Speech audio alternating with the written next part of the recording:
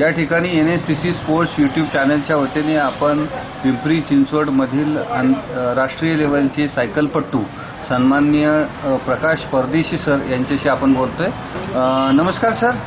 नमस्कार सर, आपण जी सायकल स्पर्धा जी आपल्या जीवनामध्ये खेळली किंवा जी पुणे मुंबई सुद्धा रेस त्याच्यामध्ये केली आणि तुम्हाला दैवयोगाने चौथा नंबर येण्याची क्षमता पण तुम्ही त्यावेळेला सिद्ध केली होती, तर त्या अनुषंगाने सायकलच्या संदर्भातली आवड कशी लागली तुम्हाला, काय सांगाल? सगळ्यात पहिले क्लिअर करतो की चौथा नंबर नव्हता आला, परंतु रेसमध्ये मी चौथ्या नंबरला चाललो होतो, पण पुढं घाट पास केल्यानंतर मात्र त्या सायकलच्या तांत्रिक अडचणीमुळे मी मागे पडलो होतो। हा मुंबई पुणे सायकलचा माझा अनुभव आहे। पण शर्यत फक्त पूर्ण केली। सायकलची आवड 1974 साली, तोपर्यंत मला सायकलिंग हा गेम सुद्धा माहीत नव्हता, परंतु वर्तमानपत्रामध्ये सायकल रेस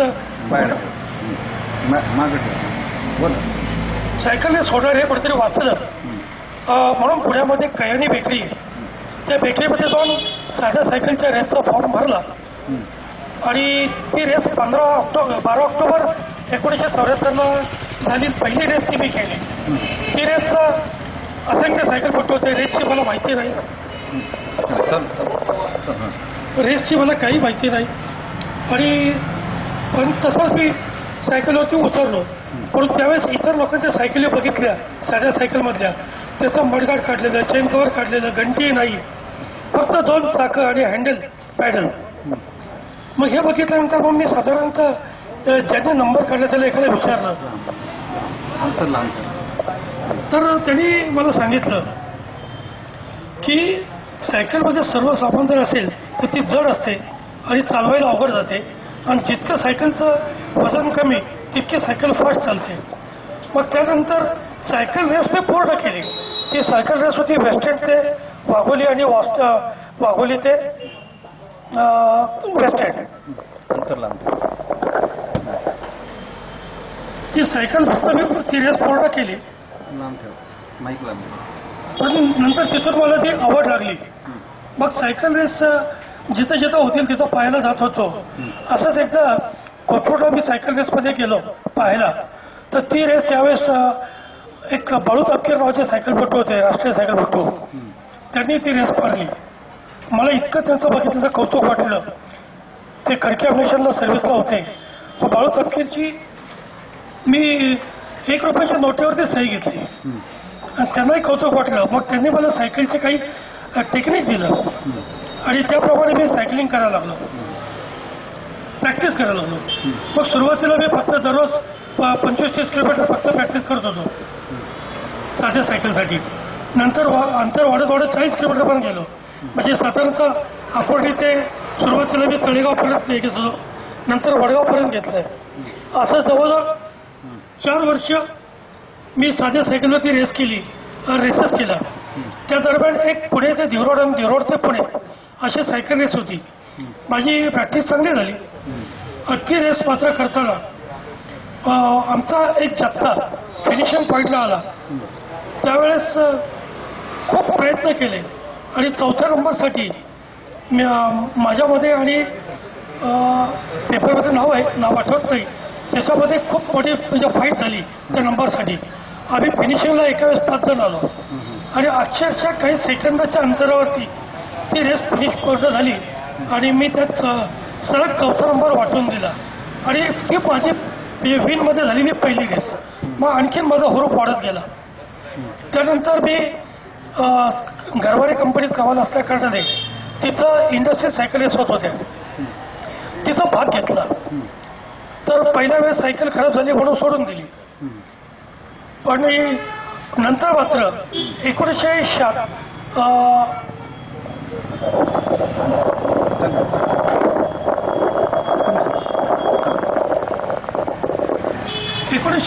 77, 78ला रेस झाली नाही आणि 79 मी सलग 3 वर्ष ती रेस मारून हॅट्रिक मारली।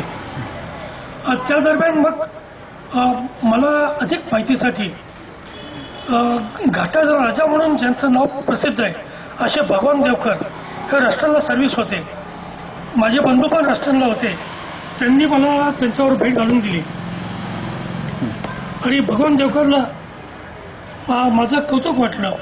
मग भगवान देवकर मला सांगितले, तू रोज माझ्या संपर्कात राहा, मी तुला घडवीन. आणि अक्षरशः त्याप्रमाणे भगवान देवकरने मला सायकलिंगमधला मी अक्षरशः एक शून्य होतो, पण त्यांनी मला घडवलं. म्हणजे सायकलिंगमधले जे काही टेक्निक असतात, left side, right side, left wind, right wind, front wind, कुठल्या प्रकारे घाट चढायचा, चढ कसं चढायचा, कुठल्या वेळेस आपण मॉबमध्ये राहायचं, कुठं लीड घ्यायचं, हे जे तंत्र आहे, प्रॅक्टिसचं तंत्र, किती किलोमीटरचं आपण रेस असेल तर आपण किती किलोमीटर प्रॅक्टिस केली पाहिजे, हे तंत्र त्यांनी मला दाखवलं.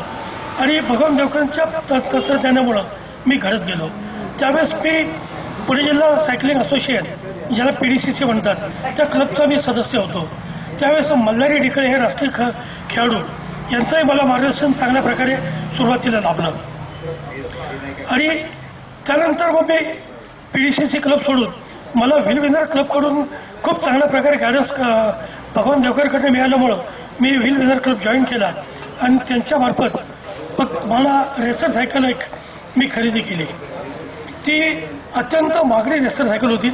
त्यावेळेस तिची किंमत 20,000 होती आणि ती 20,000ची मी सायकल मेड इन इंग्लंड कंपनीची मेड इन इंग्लंडची आणि संघ कंपनीची सायकल होती. ती भगवान देवकरनेच मला मिळवून दिली. मग त्याच्यावरती माझी प्रॅक्टिस सुरू झाली. मग त्यावेळेस मात्र दररोज मी लोणावळा प्रॅक्टिसला जात होतो. साधारणतः माझा प्रॅक्टिस पिरियड जुलैच्या 15च्या दरम्यान पाऊस कमी होत गेला की सुरू व्हायचं, कारण ऑगस्टला आमचा सीझन सुरू व्हायचा. ऑगस्टच्या दुसऱ्या तिसऱ्या आठवड्यात पहिली रेस पुण्यामध्ये असायची. त्याची आधी प्रॅक्टिस असली पाहिजे म्हणून साधारणतः जुलैच्या तिसऱ्या आठवड्यात प्रॅक्टिसला सुरुवात करायचो. आणि प्रॅक्टिस सुरू करताना सुरुवातीला एक दिवरोड 8 दिवस, त्यानंतर मग तळेगाव, त्यानंतर वडगाव, मग कामसेट आणि मग लोणावळा, असं टप्प्याटप्प्याने 8-8 दिवसाचे मी लोणावळ्यापर्यंत. मग मात्र कायम दररोज सकाळी 6 वाजता मी घरातून निघायचो आणि लोणावळ्याला जायचो. लोणावळ्यावरनं परत यायचो. मग घरी आल्यानंतर छोटंसं वॉर्मअपिंग वगैरे नाश्ता करून मी त्यावेळेस कामाला होतो. कंपनीने त्यानंतर मला थोडंसं प्रॅक्टिससाठी वेळ दिला. मग जनरलशिप दिली. जनरलशिप 9ची असायची, पण मी 10ची ड्युटी मला त्यांनी दिली. या पद्धतीने माझा सराव सुरू झाला. आणि कंपनीमध्ये सतत हायक्लिक मारल्या कारणाने, मग बाहेरच्या रेसेसमध्ये कंटिन्यू मी फिनिशिंगला येत असल्या कारणाने मग मी डिस्ट्रिक्ट चॅम्पियनशिपला उतरलो.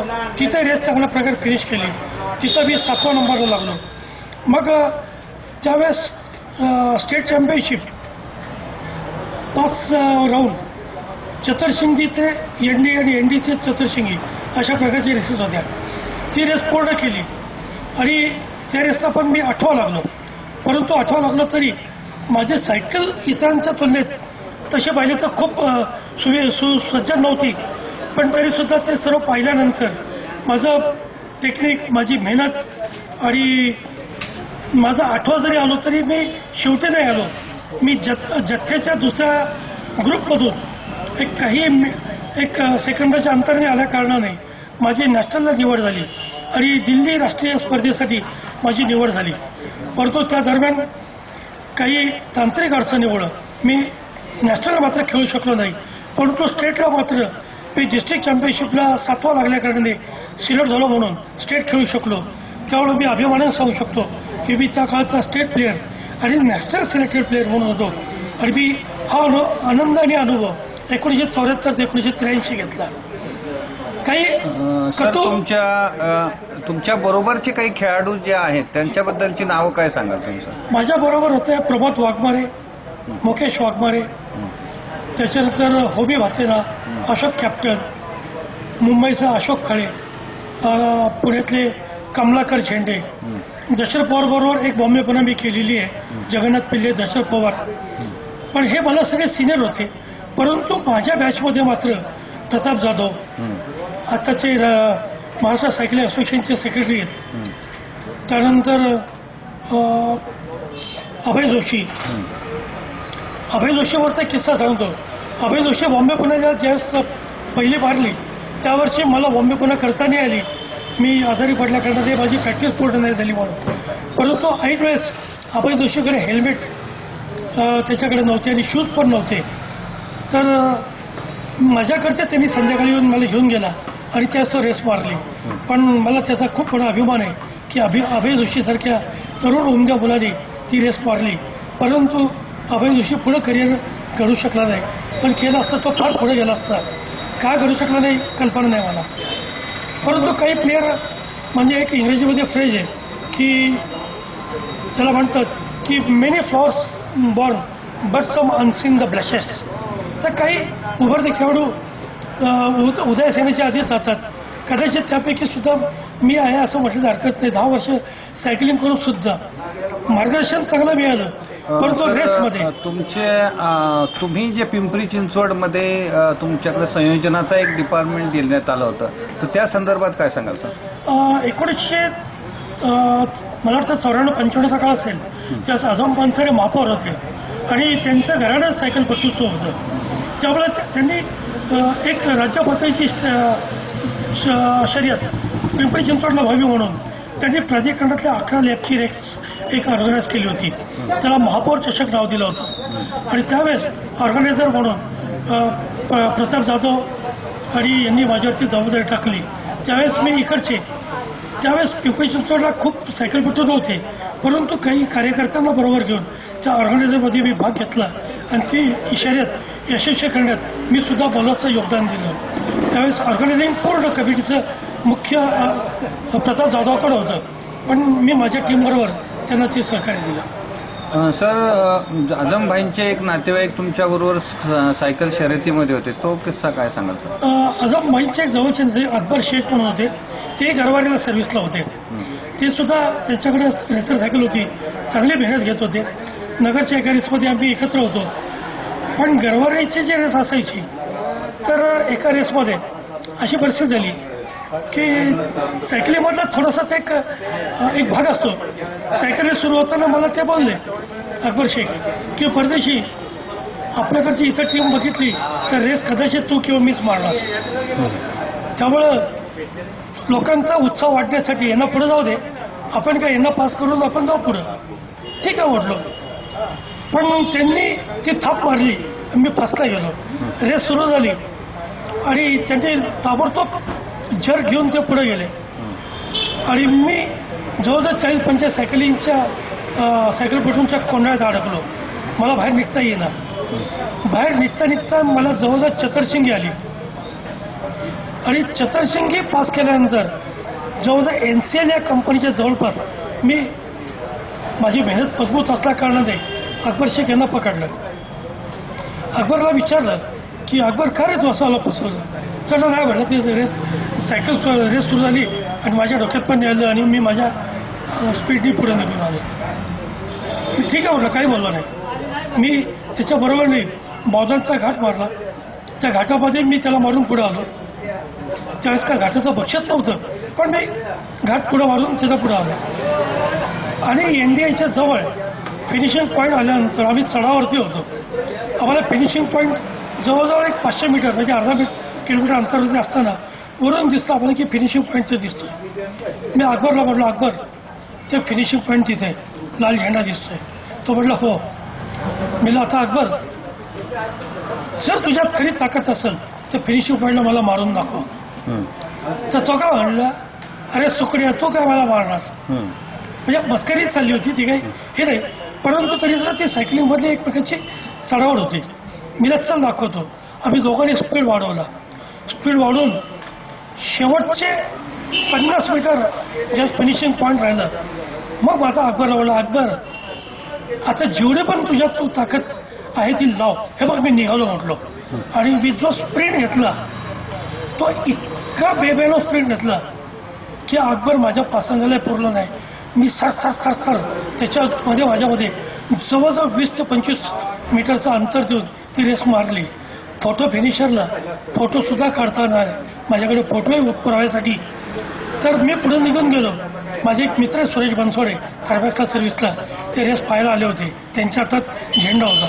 ते आनंदाने ते माझ्या मागे धावत गेले आणि फोटोमध्ये अकबर शेख स्प्रिंट मारतोय आणि बनसोडे माझ्या मागं जेणे गेलो त्याला असा फोटो आलेला आहे. निश्चितच सर, तुम्ही ही चांगल्या दर्जाची सायकल स्पर्धा खेळलेला आहात आणि चांगल्या दर्जाचं हे सायकलचं नेतृत्व पिंपरी चिंचवडला तुम्ही दिलेलं आहे आणि या अनुषंगाने सायकल क्षेत्रामध्ये पिंपरी चिंचवड मोठ्या प्रमाणात आगीकूच करेल अशी मी या ठिकाणी NSCC स्पोर्ट्स यूट्यूब चॅनलच्या वतीने आशा व्यक्त करतो. थांबतो. धन्यवाद सर. थँक्यू. नमस्कार.